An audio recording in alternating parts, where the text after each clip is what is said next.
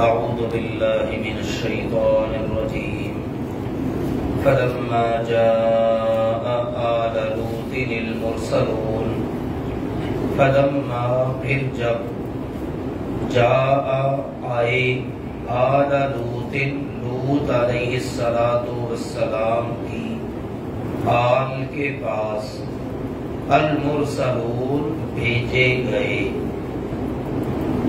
فرشتے سیدنا ابراہیم علی نبینا علیہ السلام کے پاس سے ہو کر ان کو خوشخبری دے کر بات چیت کر کے اب آ گئے سدوم کے مقام پر سیدنا لوط علیہ السلام اور ان کی آل کے پاس.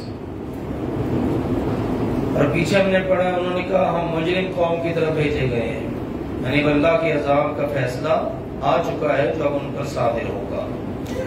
چنانچہ جب وہ لوط علیہ السلام کی آل کے پاس پہنچے قال تو فرمایا لوط علیہ السلام نے انکم بے شک تم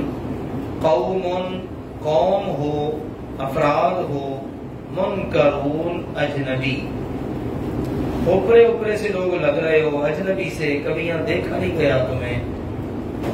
اندازہ کر لیجئے یہ فرشتے ابراہیم علیہ السلام کے پاس گئے ہیں تو ابراہیم علیہ السلام نے بھی نہیں پہچانا کہ یہ اللہ کے فرشتے ہیں، اسی لیے تو ان کے سامنے بھنا ہوا بچڑے کا گوشت لا کے رکھ دیا کہ مہمان ہے تو کھا لیں.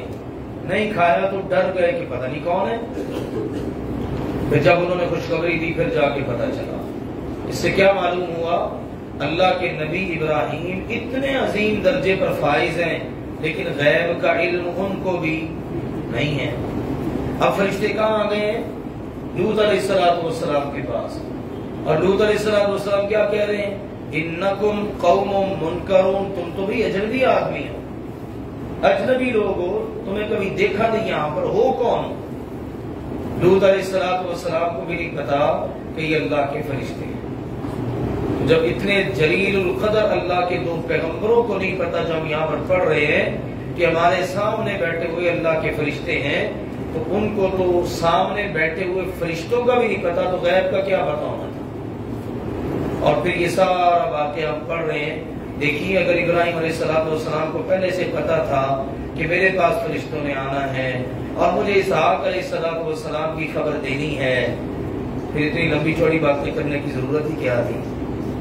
پتہ ہی سارا پہلے کچھ تھا. لوط علیہ السلام کو پہلے سے پتا تھا کہ فرشتے آئیں گے اور قوم پر عذاب آئے گا، تو انہیں اس طرح کی باتیں کرنے کی پھر ضرورت کیا تھی؟ اگر پہلے سے پتا تھا ابراہیم علیہ السلام کو کہ میں آگ میں کود جاؤں گا، زندہ سلامت بچ جاؤں گا، پہلے سے پتا تھا کہ اسماعیل علیہ السلام کے گلے پر چھری چلاؤں گا تو بچ جائیں گے، تو پھر بتائیے آزمائش اور امتحان کیا ہوتا ہے؟ اس لیے یہ بات، یہ عقیدہ درست کرنے کی ضرورت ہے. اللہ کے علاوہ کسی کو بھی غیب کا علم نہیں ہے.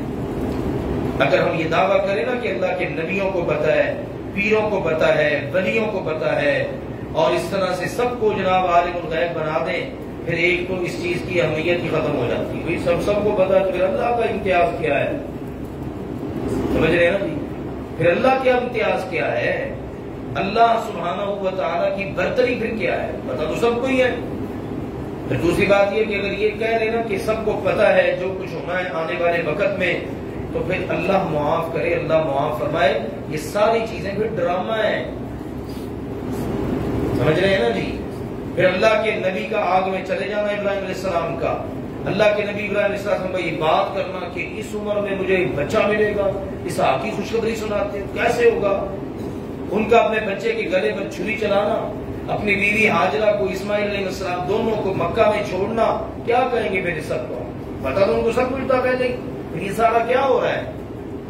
اس لیے سوچ سمجھ کر عقیدہ رکھنا چاہیے. قرآن نے ان ساری باتوں کو واضح کیا ہے. اسی طرح پھر لوگ نکلے آگے سے آگے. شیعہ کی کتاب ہے بڑی معروف الکافی کے نام سے، ان کے اس کتاب کا وہی مقام ہے جو ہمارے ہاں صحیح بخاری شریف کا مقام ہے. ان کی اس کتاب کے اندر ان کے جو 12 امام ہیں نا، ان کو بھی مستقبل میں جو کچھ ہونا نا قیامت تک وہ سارا ہی پتا ہے، پھر پیچھے کیا رہ جاتا ہے؟ اس لیے سارے عقیدے غلط ہیں۔ قرآن بتا رہا ہے، اصلاح کر رہا ہے، اللہ کے علاوہ کسی کو بھی غیب کا پتہ نہیں ہے۔ دیوار کے پیچھے کیا ہو رہا ہے اس کا بھی نہیں پتا، سامنے بیٹھے ہیں اللہ کے فرشتے انسانی شکل میں، ان کا بھی نہیں پتا کہ انسان ہے کہ فرشتے۔ اس لیے سب کچھ اللہ کو پتا ہے۔ انبیاء اور رسول علیہ السلام کا امتیاز اس میں ہے کہ اللہ نے ان کو اپنا نبی اور رسول بنایا، نبوت و رسالت کے لیے اللہ نے ان کو چن لیا ہے، بس یہ ان کا امتیاز ہے، یہ ان کا شرف ہے، اور اس جیسا شرف مخلوق میں کسی اور کو حاصل نہیں ہے۔ یہ چیزیں سمجھنے کے قابل ہیں۔ اس کا یہ مطلب نہیں ہے کہ اللہ نے ان کو ولایت کے، نبوت کے، رسالت کے درجے پر فائز کر کے اللہ نے اختیار دے دیا ہے کہ چلو میں بھی عالم الغیب ہوں، تم بھی عالم الغیب ہو، ایسی کوئی بات نہیں۔ دیجیے اللہ کے فرشتوں کو جب انہوں نے کہا نا بھائی تم تو اجنبی لوگ ہو، قالو، اللہ کے فرشتوں نے کہا، بلکہ جئنا کا، ہم لائے ہیں آپ کے پاس، بما، وہ چیز جو کانو، وہ تھے، فیہ، اس میں، یمترون، شک کرتے۔ جس چیز میں یہ لوگ آج تک شک کر رہے تھے نا، اور صرف شک ہی نہیں، آپ سے جھگڑتے بھی تھے، آج تو ہم کو لے کر آ چکے ہیں۔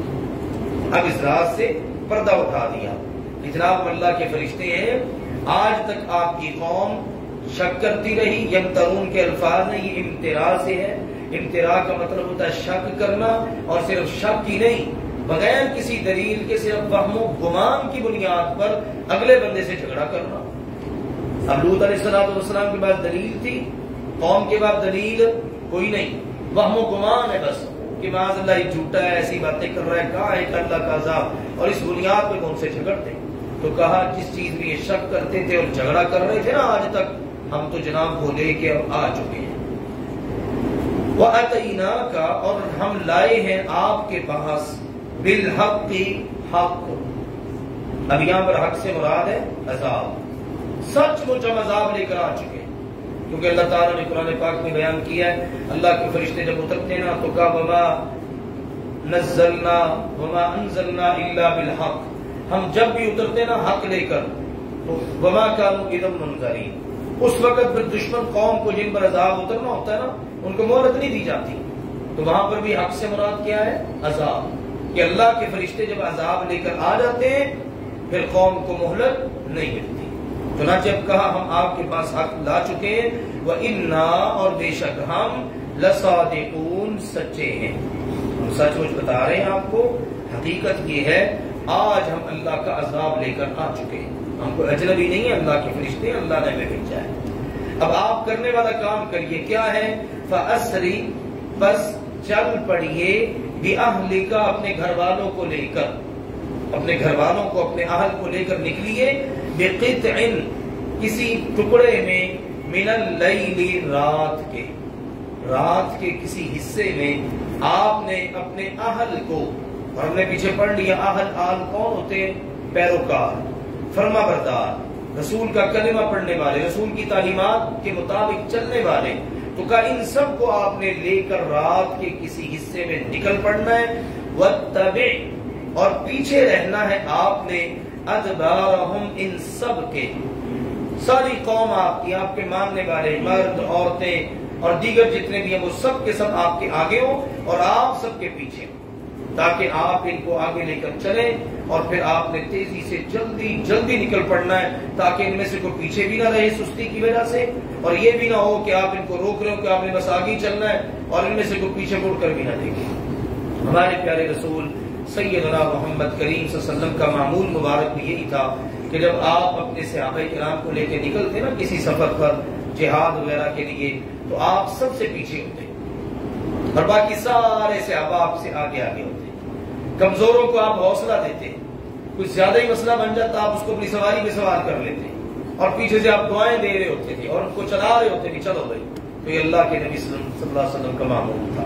تو یہاں پر لوط علیہ السلام کو بھی یہی کہا جا رہا ہے، آپ نے سب سے پیچھے رہنا ہے، قوم آپ کی سب سے آگے ہو، آگے جا رہے ہو، اور ان کو بتا دینا ہے، وَلَا يَلْتَفِتْ، اور نہ پیچھے مڑ کے دیکھے، मिनकुम तुम में से अहदुन कोई भी, किसी ने पीछे मुड़ के देखना नहीं है कि पीछे वालों के साथ क्या हो रहा है, क्योंकि उनकी बस्ती को उठाया जाएगा, आगे आ रही सारी बातें, तो उनको अजाब आएगा। अब ये ना पीछे मुड़ के देखे किसी के दिल में दिक्कत आ जाए कि जनाब ये हमारे प्यारों के साथ क्या हो रहा है, या ऐसा ना हो कि पीछे मुड़ के देखें तो सुस्ती का मुजाहिरा करें, तो ये सारी बातें नुकसानदेह होंगी। तो सुस्ती की वजह से पीछे रहेगा, जाहिर अजाब आएगा तो वो भी अजाब की लपेट में आ जाएगा। और रसूलुल्लाह सल्लल्लाहु अलैहि वसल्लम की तालीमात ये हैं कि जब ऐसी अजाब वाली बस्तियों के पास से गुजरो ना, वहां स्टे ना करो, रुको नहीं, तेजी से निकल जाओ। और जब आप भी गुजरते तो अल्लाह ताला का जिक्र करते हुए, गिड़गिड़ाते हुए वहां से तेजी के साथ निकल जाते हैं। अब यहाँ पर इनको तालीम है, किसी ने पीछे मुड़ के देखना नहीं है, बस चलते चले जाना है।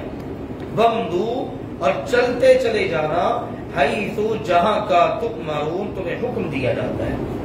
कहां का हुक्म दिया गया, इसकी ना अल्लाह ने वजाहत फरमाई, न रसूल पाक सल्लल्लाहु अलैहि वसल्लम ने वजाहत फरमाई, बस मुफस्सिरीन ने बातें की है, किसी ने कहा शाम, किसी ने कहा उर्दन, लेकिन हकीकत इसकी कोई नहीं है, अल्लाह को पता है, अल्लाह ने किधर को जाने का उनको हुक्म दिया। और फरमाया वक़दैना, और हमने फैसला कर दिया, इलैहि, उसकी तरफ, ज़ालिकल अम्रा, इस मामले का, इस मामले का फैसला लूत अलैहिस्सलातु वस्सलाम को बता दिया कि जनाब अब फैसला हो चुका है। और फैसला क्या है, अन्ना, के बेशक, दाबिरा, जड़, हाउलाई, इन लोगों की, इस कौम की, मक़तूउन, काट के रख दी जाएगी, मुस्बिहीन, सुबह के वक्त। जैसी सुबह होगी, रात के वक्त आप और आप पर ईमान लाने वाले इस बस्ती को छोड़ चुके होंगे। जब सुबह होगी ना, तड़के, तुलुए फजर के वक्त, उस वक्त इस कौम की जड़ काट के रख दी जाएगी, नामो निशान मिटा के रख दिया जाएगा। दाबिर जड़ को कहते हैं, दरख्त जब काटा जाता है ना तो जड़ सबसे आखिर में काटी जाती है, उसको भी दाबिर कहा जाता है। तो कहा इस कौम की जड़ जो है ना वो सुबह के वक्त काट के रख दी जाएगी। और अल्लाह ने बताया है सूरह हूद में भी कि इस कौम पर अजाब सुबह के वक्त आया, कहा इन्ना मौइदहुमुस सुबह, इनके वादे का वक्त है सुबह। अलैसा सुबह बिकरीब, क्या सुबह करीब नहीं है, यानी बिल्कुल करीब है। और फिर आगे मजीद जो हालात वाक़यात पेश आए वो इंशाअल्लाह अगली आयात में। फलम्मा जाअ आल लूतिल मुरसलून, फिर जब भेजे गए यानी अल्लाह के फरिश्ते आल लूत के पास आए, क़ाला, तो लूत अलैहिस्सलातु वस्सलाम कहने लगे, इन्नकुम क़ौमुम मुनकरून, बेशक तुम तो अजनबी लोग हो। क़ालू बल जि'नाका बिमा कानू फ़ीही यमतरून, उन्होंने कहा बल्कि जनाब हम आपके पास वो कुछ लेकर आ पहुंचे हैं जिसमें ये लोग शक किया करते थे और बिला वजह का झगड़ा किया करते थे। व अतैनाका बिल हक़, जनाब हम आपके पास हक यानी अजाब ला चुके हैं। व इन्ना लसादिकून, और बेशक हम सच्चे हैं। फ़अस्रि बिअहलिका बिक़ित्अम मिनल लैल, आप रात के किसी हिस्से में अपने अहल को लेकर चल पड़िए। वत्तबि अदबारहुम, और इनके पीछे पीछे रहिए। वला यल्तफित मिनकुम अहद, और इन सबको बता दीजिए कि तुम में से कोई पीछे मुड़कर न देखे। वमदू हैसु तुअमरून, और जहाँ को तुम्हें हुक्म दिया जाता है उधर को चलते चले जाइए।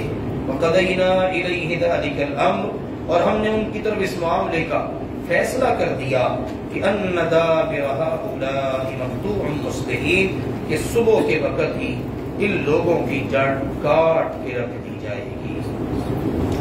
सुब्हानकल्लाहुम्मा व बिहम्दिक, अशहदु अन ला इलाहा इल्ला अंत, अस्तगफिरुका व अतूबु इलैक।